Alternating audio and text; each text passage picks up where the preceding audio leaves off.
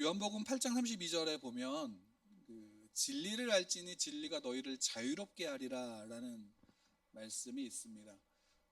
많은 그리스도인들이 이 구절을 암송하고 있죠. 왜냐하면 짧은 구절이기도 하고 굉장히 유명한 구절이기도 합니다. 이 구절을 진리를 알지니 진리가 너희를 자유케 하리라 라는 구절을 너무나도 많은 사람들이 알고 있고, 또 여기에서 중요한 것은 자유일까요? 진리일까요? 진리죠. 진리로 말미암은 자유예요. 자유. 그러니까 그럼 중요한 건 이 진리가 무엇이냐라고 묻는다면, 또 많은 그리스도인들이 이것을 알고 있을까요? 모를까요? 여러분들은 어떠세요? 이 진리가 뭐라고 생각하시나요? 아마 대부분은 또 설교나 또는 성경 공부를 통해서, 또 아니면 개인의 묵상을 통해서 이 구절이 본문들 요한복음 8장의 말씀을 읽으면서 묵상하면서 이 진리가 예수 그리스도이시라는 사실을 분명하게 알 것입니다. 왜냐하면 그 본문에 나와 있는 내용을 보면 결국 이 진리가 무엇이냐, 예수 그리스도다라는 사실을 분명하게 보여주고 있고, 예수님이 친히 그것을 분명하게 말씀하고 계시기 때문이에요. 예수 그리스도로 말미암은 그 진리의 자유함들, 그리고 그 예수 그리스도로 말미암은 진리, 예수 그리스도가 진리라는 그 사실 안에서의 자유함. 근데 이 자유함이 그럼 뭐냐라고 한다면, 거기에 예수 그리스도 진리를 알지 못하고 진리가 없음으로 나타나는 현상이 뭘까요?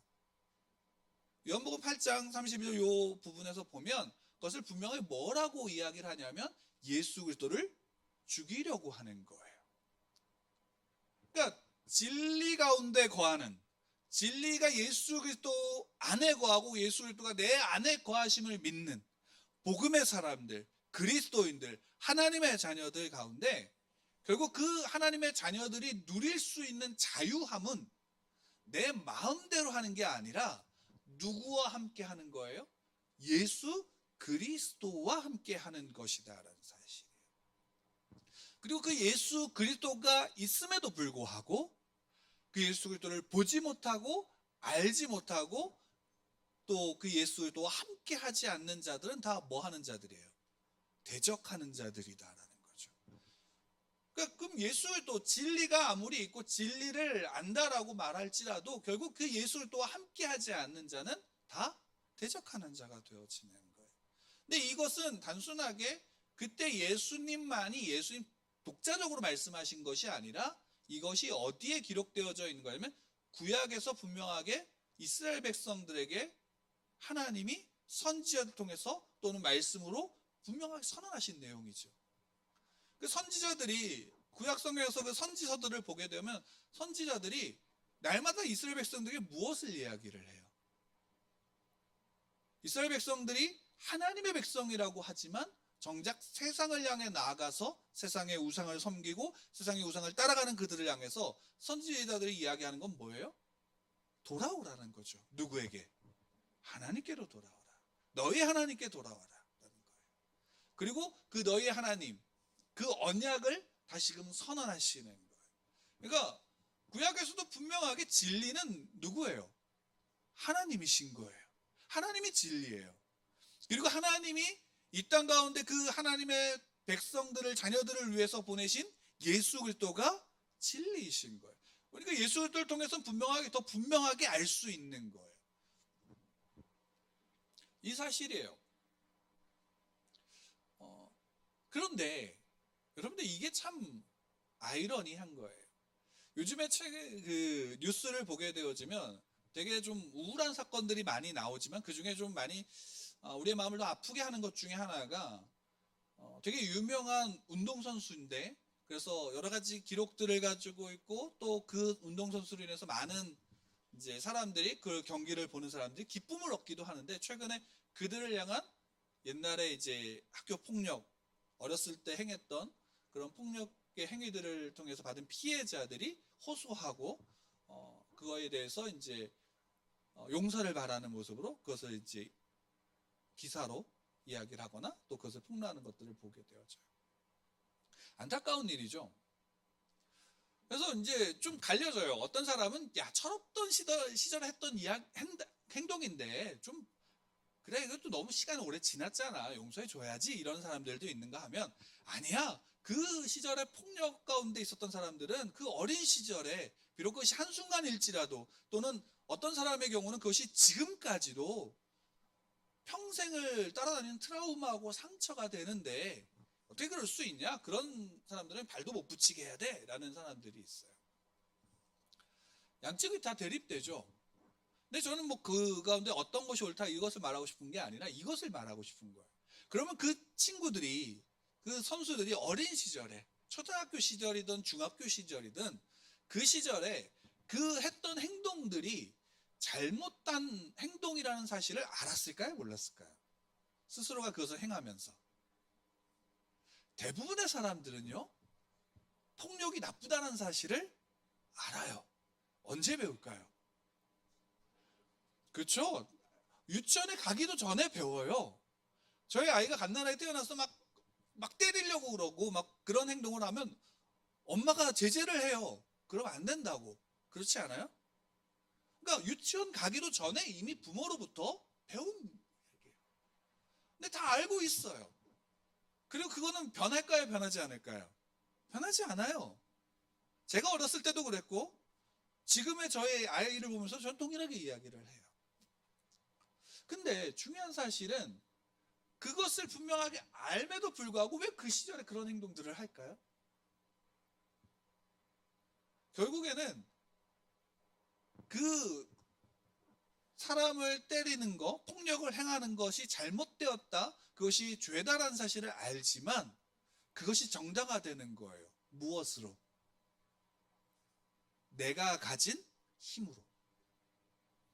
그리고 내가 가진 힘으로 그것을 정당화시키고 그것이 폭력이 아니라 뭐라고 표현해요? 그 당시에 있던 친구들은 장난이라고 얘기를 하죠.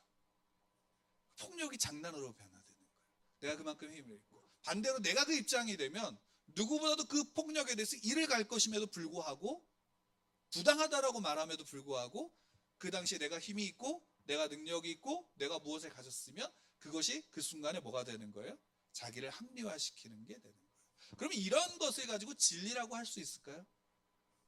진리라고 할 수가 없는 거죠. 왜? 상황에 따라서 환경에 따라서 자기 기준에 따라서 또 내가 힘이 있느냐 없느냐에 따라서 그것이 변한다면 그것은 진리라고 얘기할 수가 없어요. 그럼에도 불구하고 이건 뭐 지금뿐만이 아니라 과거에도 사람들은 대부분 진리를 어떻게 받아들였냐? 이런 식으로 받아들인 거예요. 미래도 그럴까요? 안 그럴까요? 그럴 거예요. 옛날에 구약 성경 시대 고대 사회를 보면 그때는 사람의 완력이었잖아요. 지금은 뭘까요? 지금 시대는 돈이에요. 앞으로도 그 돈이라는 것이 변하진 않겠지만 또 그 앞으로의 시대는 뭐가 더 큰 권력이 될 거냐? 아마 기술이 될지도 몰라요. 그건 앞으로 뭐 다가와 봐야지 않은 것이겠지만 달라진다라는 거예요. 뭐에 따라서? 그 시대에 그 사람이 뭘 갖고 있느냐에 따라서 기준이 달라지는 거죠. 근데 진리라는 것은 뭐가 되는 거예요? 진리 그 자체가 뭐가 돼야 돼요? 기준이 되어야 되는 거예요. 진리 그 자체가 기준이 되어야 되는 거예요. 그것이 어긋났을 때 뭐가 되는 거예요? 죄가 되는 거고 그것을 기준으로 그 안에서 행할 때 그게 뭐가 되는 거예요? 선한 것이 되어지는 거예요. 우리는 이것을 잃어버리는 시대에 살고 있는 거예요. 절대적인 진리가 부인되어지고 부정되어지는 시대가 지금의 시대예요. 근데 어쩌면 지금이 아니라 옛날부터 그랬고 지금도 그렇고 앞으로도 그럴 거예요. 근데 저는 개인적으로 이 부분에서 뭐 세상이 어떠냐 이런 얘기를 하고 싶은 건 아니고 이 진리 속에서 살아가고 있는 내가 하나님이 진리다는 사실을 알고 믿고 있는 그리스도인들이 어떠냐, 그러니까 소위 말하는 우리가 어떠냐라는 거예요.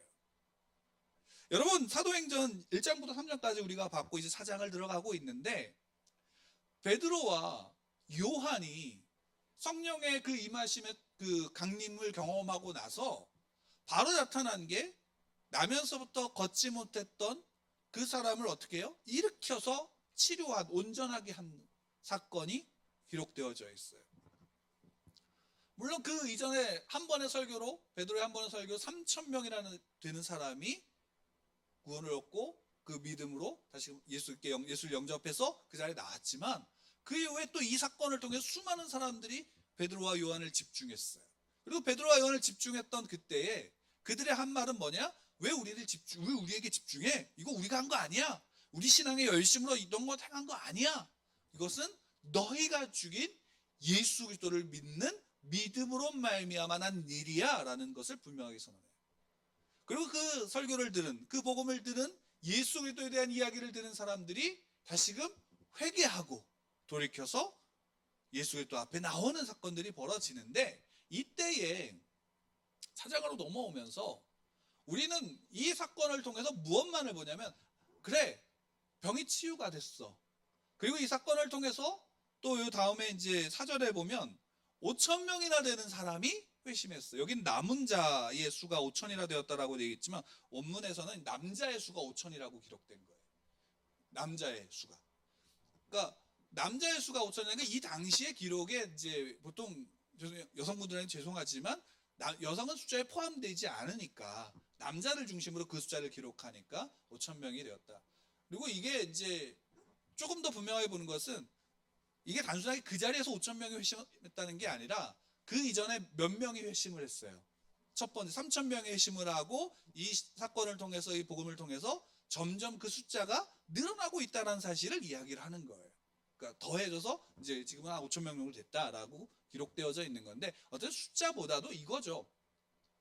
우리는 이 숫자에 민감해요. 왜? 설교에서 결국 5천 명이나 되는 사람이 믿는 사람이 되어졌다라는 사실이 중요하지만, 실제로 여기서 4장을 1절을 이렇게 보게 되어지면 베드로와 요한이 이 사건이 있은 다음에 어떤 일이 벌어지는 거예요.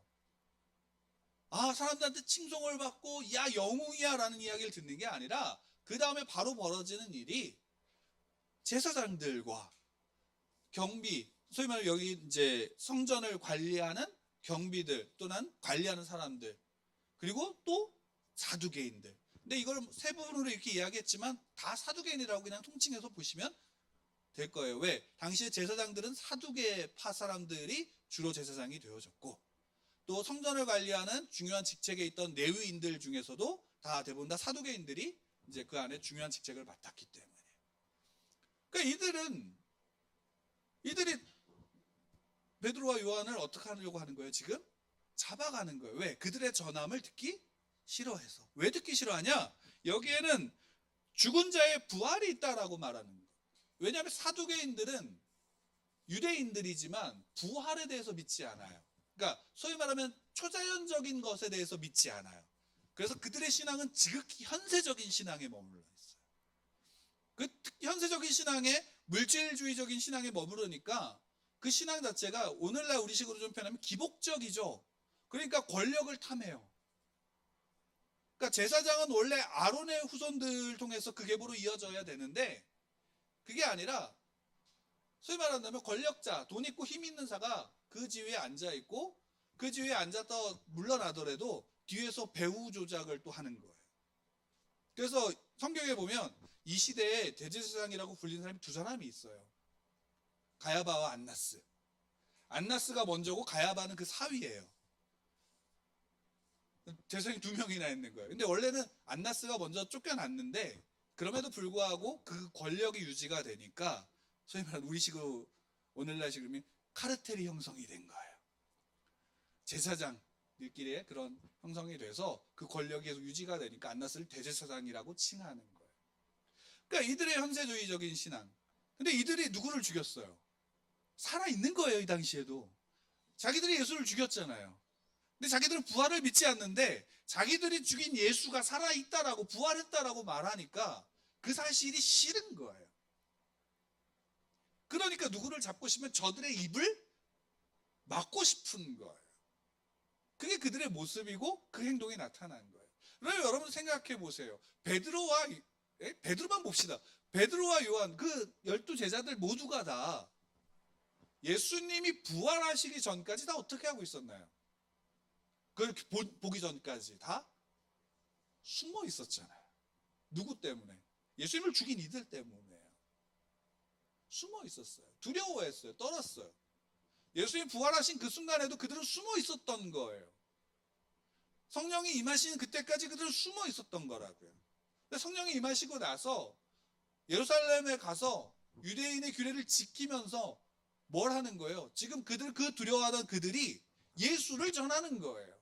그리고 어떻게 전하냐? 야, 예수님 믿으면 복을 받아가 아니라 너희가 죽였어. 근데 그 예수를 다시 하나님이 살리셨어. 우리가 어찌 해야 돼요? 야, 회개하고 다시금 회개하고 돌이켜서 예수를 믿어야 돼 라고 말하고 있는 거란 말이에요. 근데 그 주축이 되었던 사두개인들이 그 얘기를 들으면 야, 우리가 죄를 지어서 회개하는 게 아니라 그들은 어떤 반응을 보이는 거예요? 쟤네들을 어떻게 하면 저 입을 막아버릴까? 라는 거죠. 여러분, 우리가 그래서 저는 이거예요. 여기에서 이렇게 딱 보게 되어지면 사두개인들도 하나님을 믿어요, 안 믿어요? 믿어요. 사두개인들도 하나님을 믿는다고요. 근데 신앙을 고백해요. 그 신앙이 굉장히 지금 현세적인 물질적인 신앙 속에 있기 때문인 거지. 그래서 우리 기독교인들이 성경을 보고 복음서를 보면 항상 누구를 욕해요? 제일 많이 욕하는 것 중에 하나가 바리새인들, 사두개인들을 욕하잖아요. 바리새인들은 율법적인 신앙의 열심, 자기 열심을 중심으로 하는 사람들이고, 사두개인들은 물질적인 현세적인 신앙을 중심으로 하는 사람들이란 말이에요. 근데 오늘 특히나 이 사두개인들만 여기에서 기록하고 있어요. 바리새인들이 없어서가 아니라 이유가 있겠죠. 왜 예수님을 죽일 때 같이 사내들인 공연에 같이 있었는데. 그러면 여기서 사두개인들을 보면서 우리는 이렇게 욕하죠. 야, 이런, 죄송합니다, 설교할 때 쓸 수 있는 가장 상스러운 말, 죽일 놈들이라고 하잖아요. 근데 여러분 한번 가만히 생각해 보세요. 오늘날 우리가 가진 신앙의 모습이 어떤가요? 사두개인들이 가지고 있는 현세적인 신앙, 그들은 로마 편에 섰어요. 왜? 권력을 가져야 되니까. 지극히 현세적으로 지금 시대는 로마가 힘이 있으니까 로마인들의 편에 서는 거예요. 합리적이지 않아요? 이 시대 우리가 인간적으로 본다면 그런 거예요. 근데 우리는 사두개인들을 욕하는데 우리가 정작 우리의 신앙 속에서 바라고 있는 건 뭐예요? 사두개인들이 가지고 있는 신앙의 가치를 우리 또한 바라고 있다는 거예요. 근데 이 사실이 우리에게 무엇을 이야기하냐면 예수님이 그들을 향해서 보여주는 것, 또 지금 성경이 사도 베드로와 사도 요한에게 그들의 입을 막으려고 그들이 전함을 싫어하는 세상의 모습을 보이는데 그들이 누구니? 유대인들이야 라는 거예요. 여러분, 기독교인들이 복음을 전할 때, 내가 그리스도인으로 살아갈 때 세상은 우리를 핍박할까요, 안 할까요? 세상은 핍박해요. 분명해요. 예수가 그리스도가 없는, 하나님이 없는 자들이 하나님을 믿는 하나님의 백성들을 향해서 핍박해요. 조롱해요. 미련하다고 말해요.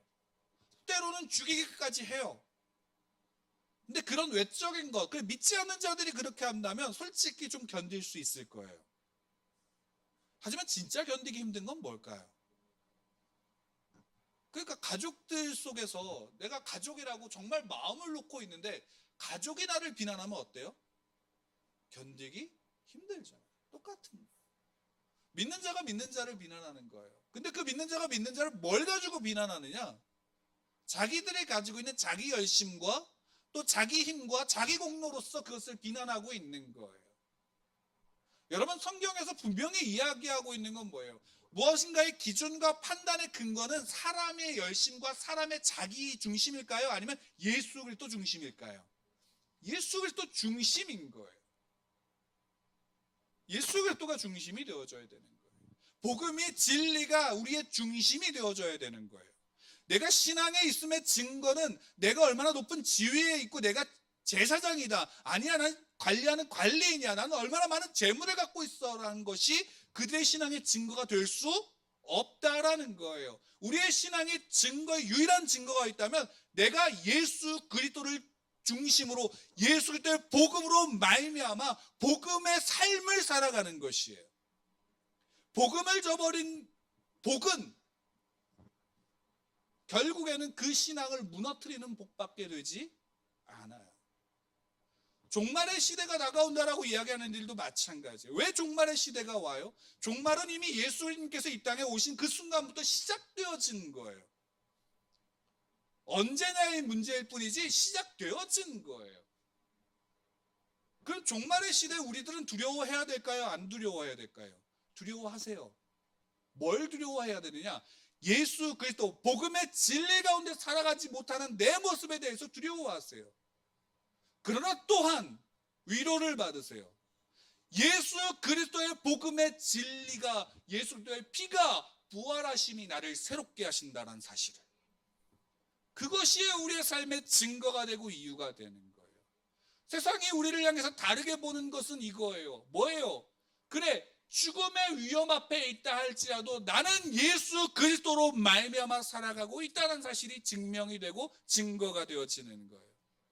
그 진리는 바뀌어요, 안 바뀌어요? 바뀌지 않는 거예요. 각 사람마다 행하는 모습에 약간의 다름이 있을지 모르지만 하나님이 나를 부르셨고 하나님이 여러분들을 부르시면 동일한 거예요.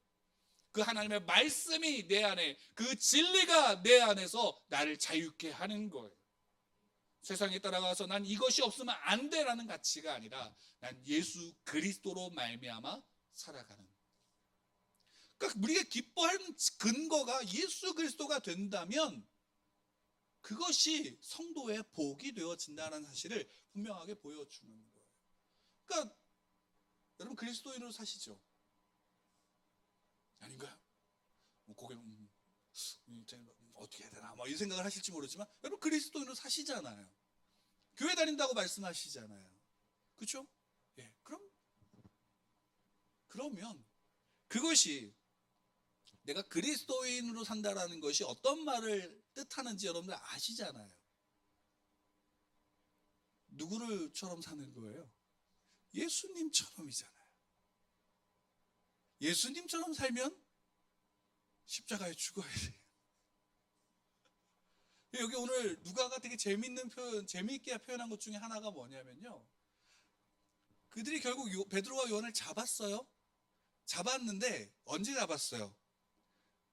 3절을 보면 그들을 잡음에 날이 이미 저물었으므로 이튿날까지 가두었으나 라고 얘기해요.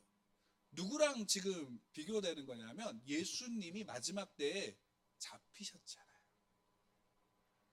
그 밤에 잡히셔서 고초를 받으시고 그 예수님의 모습을 그 문장으로서, 그 표현으로 그들이 동일하게 그 가운데 있다라는 사실을 보여주고 있는 거예요.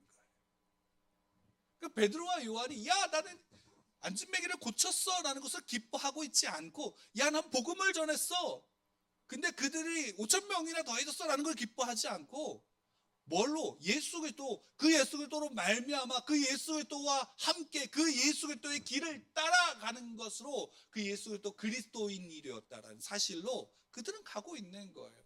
그들의 삶이 누구와 같아지냐? 예수 그리스도와 같아지는 거예요. 그건 동일하게 여러분들의 삶도 마찬가지고 저의 삶도 마찬가지예요. 동떨어진 삶이 아니라고요. 예수님이 오셔서 권력자의 위치에서 또 인기를 누리면서 사신 분이 아니시잖아요. 그분은 고고히 누구의 뜻 가운데, 하나님의 뜻 가운데 자신의 발걸음을 옮기신 거고, 그분의 삶은 그냥 죽음으로 가신 삶이에요. 왜? 죽음을 넘어선 부활이, 사망을 이기심으로 부활의 영원한 생명을 하나님의 백성들, 자녀들에게 주시기 위해서. 성도들의 삶 또한 마찬가지예요.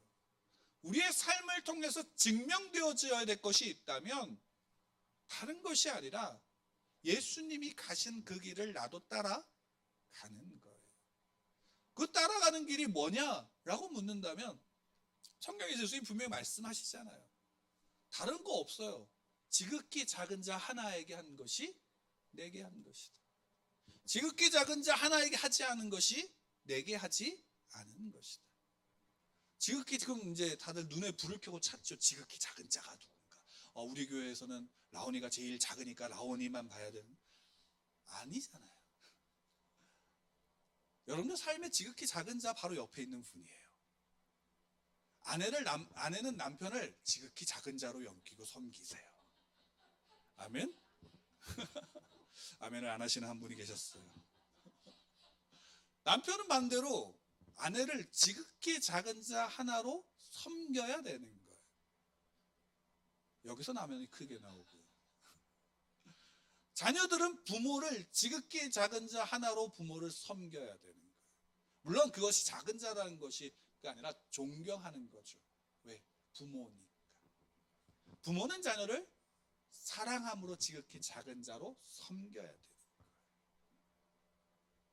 우리나라에서는 이 섬긴다라는 말이 잘 받아들여지지 못해요. 왜? 섬긴다라는 것이 마치 종이 되고 내가 비굴해지는 것처럼 느껴지기 때문이에요. 여러분, 섬기는 것과 비굴한 것은 다른 거죠. 분명히 달라요. 비굴한 것은 그 사람에게서 내가 무언가를 얻기 위해서 그런 거고, 섬기는 것은 내가 주기 위해서 낮아지는 거잖아요.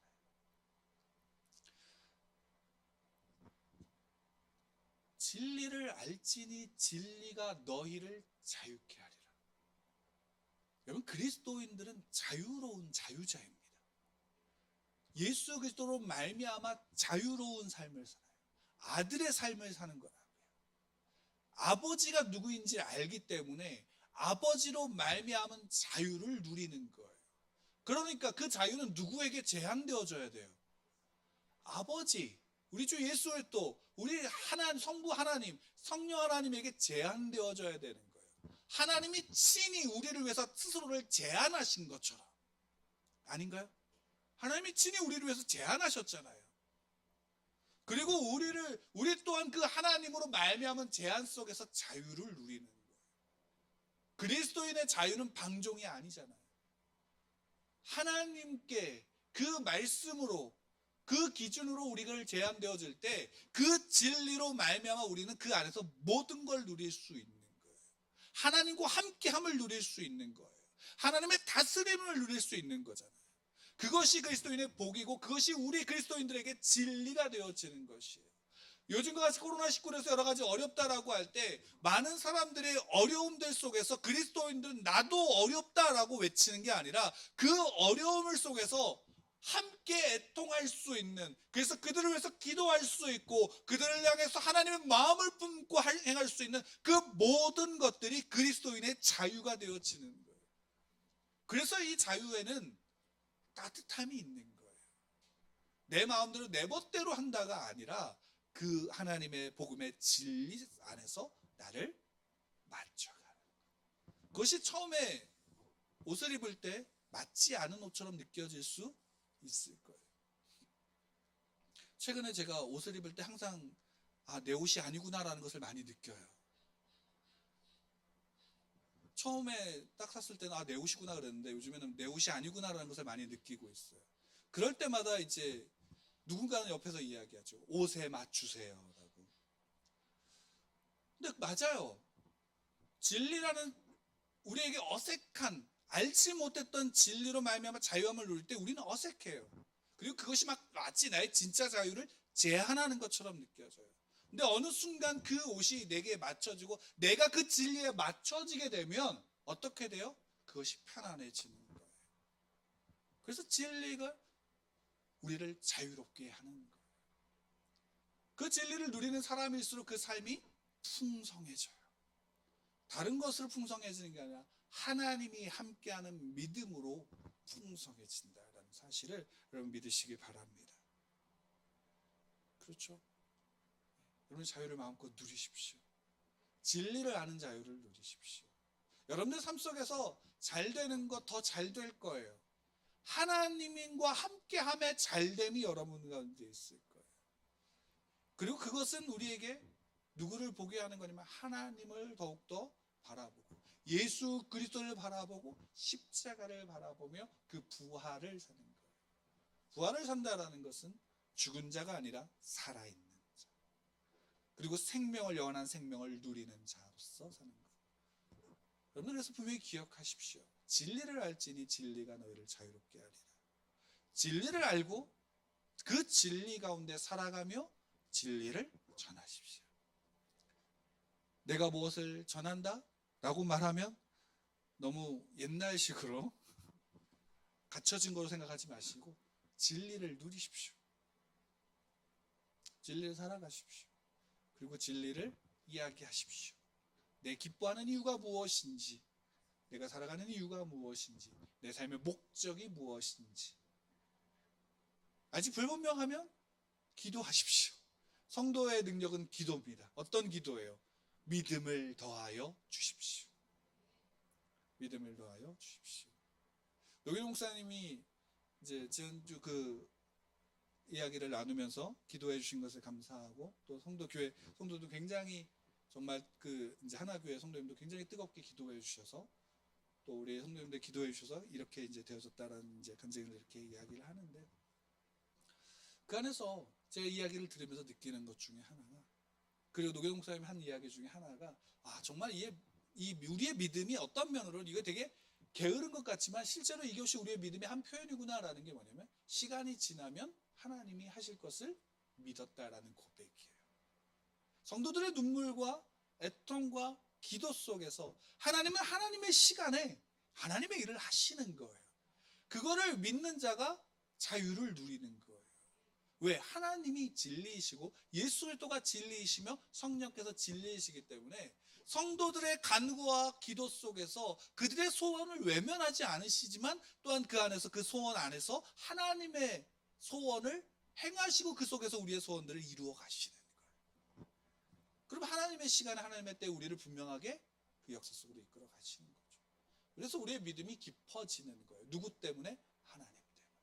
하나님의 열심으로 말미암아 우리는 이 사실, 이 진리로 우리의 삶을 누리며 살아가야 됩니다.